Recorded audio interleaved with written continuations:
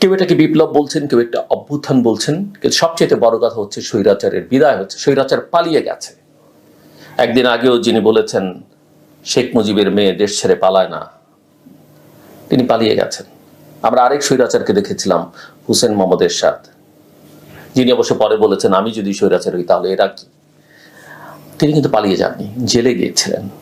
কিন্তু শেখ হাসিনা পালিয়ে গেছেন, তাকে পালিয়ে যেতে হয়েছে। যে দম্ভ এবং অহংকার, যে লুটপাটের রাজত্ব, অসংখ্য মায়ের বুক খালি যেভাবে করেছেন, দিনের পর দিন, মাসের পর মাস, বছরের পর বছর, শুধু রাজনৈতিক নেতাকর্মী না, বিএনপি সহ, জামাত সহ বিভিন্ন রাজনৈতিক দলের নেতাকর্মীরা, বামপন্থী সংগঠনগুলো অনেকে সাফার করেছেন। সাধারণ মানুষ শুধুমাত্র ফেসবুকে একটা ছোট্ট মত প্রকাশের জন্য digital security act, cyber security act দিয়ে সাফার করা হয়েছে।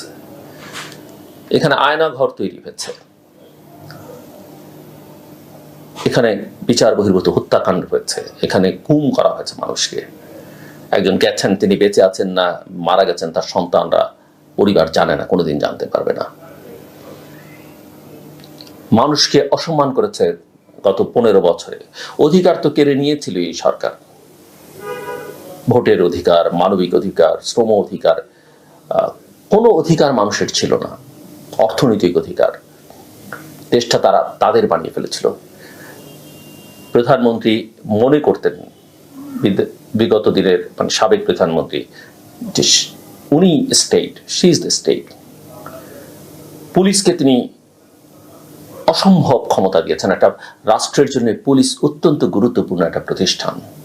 আজকে সেই পুলিশ মাথা তুলে দাঁড়াতে পারে না, তার কোনো নৈতিক ভিত্তি নেই, সে ভয় পায় মানুষকে। অথচ একজন পুলিশ কর্মকর্তা কয়েকদিন আগে বলছিলেন যে আমাদের 2 লক্ষ পুলিশ আছে, আমরা সব দেখে নিব। 18 কোটি মানুষের বিরুদ্ধে 2 লক্ষ পুলিশ দিয়ে সব ঠিক করে ফেলবার পরিকল্পনা করেছিলেন। তো আমি যেটা মনে করি যে এই স্বৈরাচার, শেখ মুজিবের শাসনামল নিয়ে অনেক রকমের প্রশ্ন আছে, অনেক রকমের অনাচার সে সময় হয়েছে।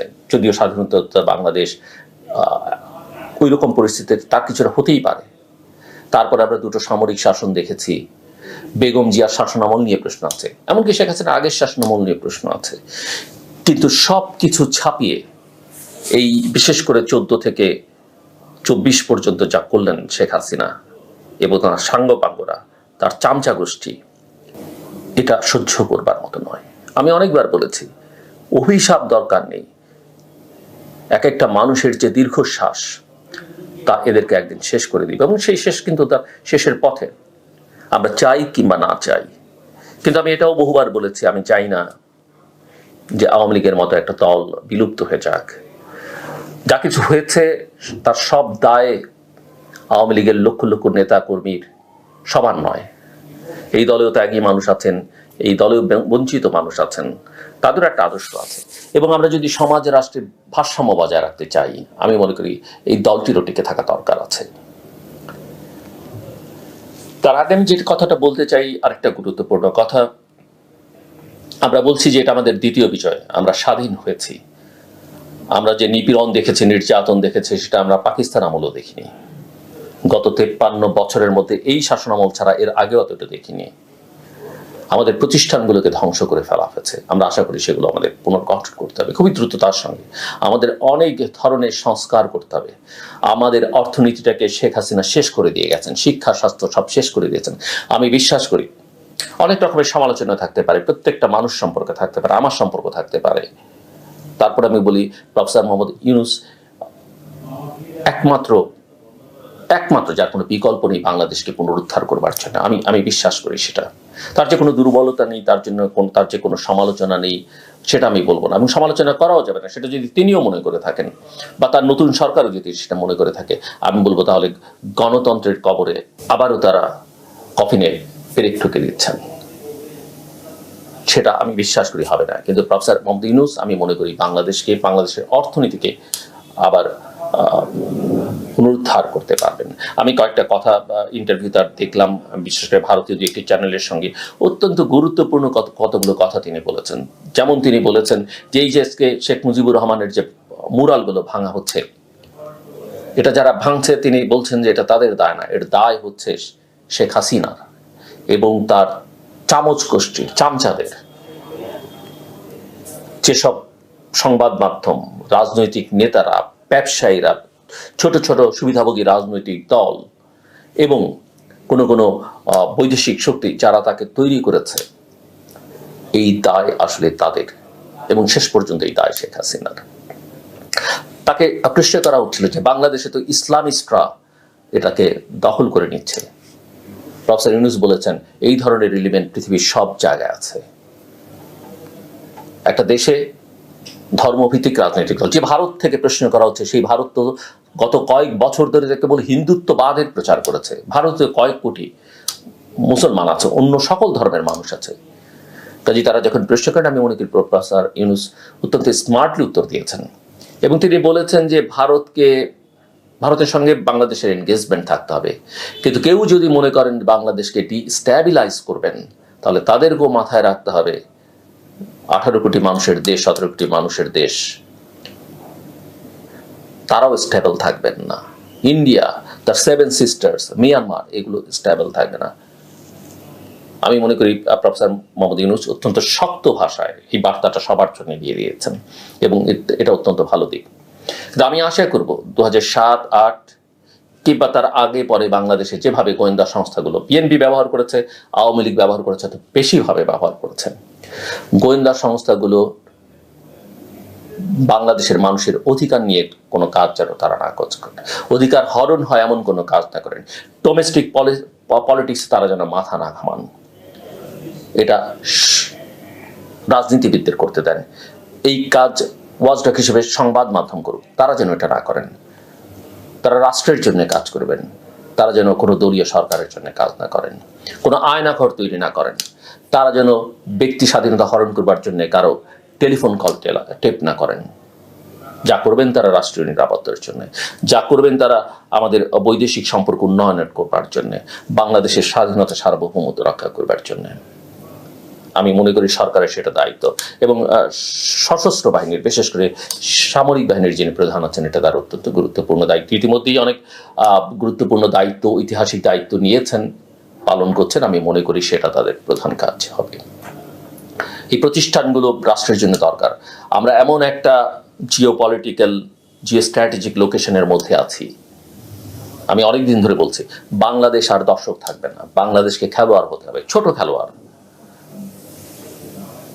ভারত কি বলবে না বলবে, পাকিস্তান কি করবে না করবে, সেটা বুঝে আমার নীতি ঠিক করতে হবে না। আমরা সক্ষম, আমরা আমাদেরটা করব। এবং আমি বিশ্বাস করি, এর জন্য আমাকে অনেকে ক্রিটিসাইজও করে, আমি মনে করি আমাদের এই ডেটারেন্স তৈরি করতে হবে, এবং তার জন্য আমাদের পশ্চিমের সঙ্গে অনেক নিবিড় সম্পর্ক তৈরি করতে হবে, মার্কিন যুক্তরাষ্ট্র সহ, ইউরোপীয় ইউনিয়ন সহ, যুক্তরাজ্য, কানাডা, অস্ট্রেলিয়ার সঙ্গে। এবং আমি মনে করি প্রফেসর ইউনূস সেটা করতে পারবে। অবশ্যই ভারতের সঙ্গে আমাদের এনগেজমেন্ট বাড়াতে হবে, অবশ্যই, কিন্তু ভারতকে বুঝতে হবে যে তারা একদিন যা করেছে সেটা ভুল করেছে। তাদের ইতিমধ্যেই দরজা ওপেন করা দরকার। এখানে বাংলাদেশে যারা স্টেক হোল্ডার আছে, রাজনৈতিক এবং অন্যান্য ক্ষেত্রে, তাদের সঙ্গে তাদের এনগেজমেন্ট বাড়ানো দরকার। আমাদের একটা উইন উইন সিচুয়েশন তৈরি করা দরকার, সমমর্যাদার সম্পর্ক তৈরি করা দরকার। চীনের সঙ্গে এনগেজমেন্ট রাখতে হবে, সেটাও আমি মনে করি, কিন্তু আমাদের সম্পর্কটা, মূল নজরটা সেখানে দিতে হবে। বাংলাদেশ কখনো ভারতের জন্য থ্রেট হতে চায় না, সেটা আমরা নিশ্চিত করতে চাই, কিন্তু আমাদের স্বাধীনতা সার্বভৌমত্বের প্রশ্নে, আমাদের গণতন্ত্রের অধিকারের প্রশ্নে ভারত যেন নাক গলায়, সেটা ভারতকে ভালোভাবে বুঝিয়ে দিতে হবে। এটা ভারত বিরোধিতা না, এটা হচ্ছে আমার অধিকারের প্রশ্ন। এটি স্বাধীন দেশের নাগরিক হিসেবে, সরকার হিসেবে আমার অধিকারের প্রশ্ন, সেটা আমাদেরকে নিশ্চিত করে। দ্রুততার সঙ্গে আমাদের পুলিশ বাহিনীকে করে তুলতে হবে। আমাদের অভ্যন্তরীণ নিরাপত্তার ইস্যু, মানুষের অধিকার সুরক্ষার জন্য পুলিশ বাহিনীর মাইন্ডসেটে যা তারা গত 15 বছর চর্চা করেছেন, সেখান থেকে তাদের রক্ষা করতে হবে। আমাদের জুডিশিয়ারির পুনর্গঠন করতে হবে, একটা স্বাধীন বিচার বিভাগ আমরা চাই।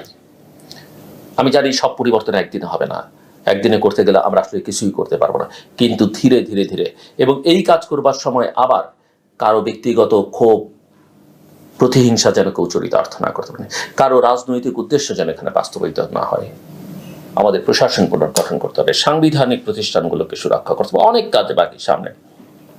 এখানে আরো কয়েকটা কথা বলে রাখা দরকার আমি মনে করি, সেটা হচ্ছে যে আমাদের প্রধান প্রধান রাজনৈতিক দলগুলোর উদ্দেশ্যে আমার ভালো, আমি জানি না আওয়ামী লীগের ভবিষ্যৎ কি, তবে আমি মনে করি যে বহু বছরের জন্য তাদের মানসিকভাবে প্রস্তুত হতে হবে, কারণ আমাদের নেক্সট জেনারেশনের কাছে আওয়ামী লীগ তাদের তথাকথিত মুক্তিযুদ্ধের চেতনার যে বয়ান কিংবা বঙ্গবন্ধু শেখ মুজিবুর রহমান, এটাকে তারা মুছে দিয়েছেন। একজন ব্যক্তির নামে, একটা পরিবারের সদস্যদের নামে সারা দেশের সব প্রতিষ্ঠান করতে হবে, এটা হয় না। আপনি যদি বিদেশে কোনো দেশে যান, বিদেশে যান, গিয়ে ল্যান্ড করবার পরে এয়ারপোর্ট থেকে বেরিয়ে যদি দেখেন সেই দেশের শাসকের ছবি, প্রচুর পরিমাণের ছবি, আপনাকে বুঝতে হবে যে ওই দেশটা একজন স্বৈর শাসকের কর্তৃত্বাধীন। বাংলাদেশও তাই হয়েছে। এখান থেকে বাংলাদেশকে উদ্ধার করতে হবে। আমরা ভবিষ্যতে এটা দেখতে চাই না। আমি বিশ্বাস করি যে আমাদের রাজনৈতিক শাসন ব্যবস্থায় যে সংস্কারের কথা বলা হচ্ছে তাতে এই ধরনের কাল তৈরি হবে না। একজন ব্যক্তির আপনি 2 বছর ধরে জন্মদিন পালন করেছেন, এই ব্যক্তিটাকে আপনি ছোট করেছেন। তারপর আমি বলবো যে আমাদের স্বাধীনতা সংগ্রামে বঙ্গবন্ধু শেখ মুজিবুর রহমানের যে অবদান আছে সেটা যেন আমরা স্বীকার করি, সেটা যেন আমরা মাথায় রাখি, সেই সম্মানটা যেন আমরা তাকে দিই। অবশ্যই রাষ্ট্র পরিচালনা করবার সময় তার অনেক দুর্বলতা ছিল, অনেক অন্যায্য কাজও তার সরকার করেছে, সেটাও আমরা বিবেচনা করব। কিন্তু এই সম্মানের নামে এই সম্মান দিতে গিয়ে শেখ হাসিনা যেভাবে তাকে তুলে ধরেছেন, যে কাল প্রতিষ্ঠা করেছেন, সেটা আর বাংলাদেশে হবে না। প্রথম কথা সে। দ্বিতীয় কথা, আমি যেটা মনে করি যে আমাদের ছাত্রদের এই মুভমেন্টটা যারা করেছে তারা রাজনৈতিক, তাদের কথা আমাদের শুনতে হবে।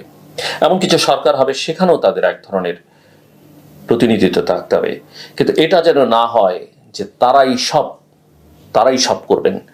এটা করতে দেয়া ঠিক হবে না আমি মনে করি। আমি তাদের প্রতি শ্রদ্ধা রেখে বলছি, সবকিছুর সময় আছে। এই ছাত্ররা আমাদের দিয়েছে, আমরা তাদের বীর, তারা আমাদের বীর, তারা আমাদের ভবিষ্যৎ। আমরা তাদেরকে সম্মান করতে চাই, স্মরণ রাখতে চাই। যারা ত্যাগ স্বীকার করেছেন, জীবন দিয়েছেন, তাদের প্রত্যেকের পাশে বাংলাদেশ রাষ্ট্রকে দাঁড়াতে হবে, সরকারকে দাঁড়াতে হবে। যারা আহত হয়েছেন তাদের জন্য যা যা করণীয় আমাদের করতে হবে। যেভাবে ত্যাগ স্বীকার করেছেন, জেলে গেছেন, তাদের যে কোনো ধরনের সহযোগিতার প্রয়োজন হয় সেটা করতে হবে। এবং এরা আমাদের জাতীয় বীর, কিন্তু রাষ্ট্র পরিচালনা অনেক কঠিন জিনিস।